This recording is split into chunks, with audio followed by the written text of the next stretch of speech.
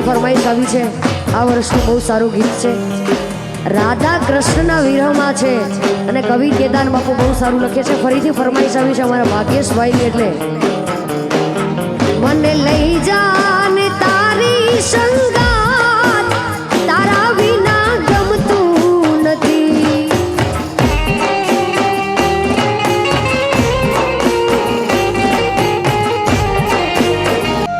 પણ રાધા શું કે છે?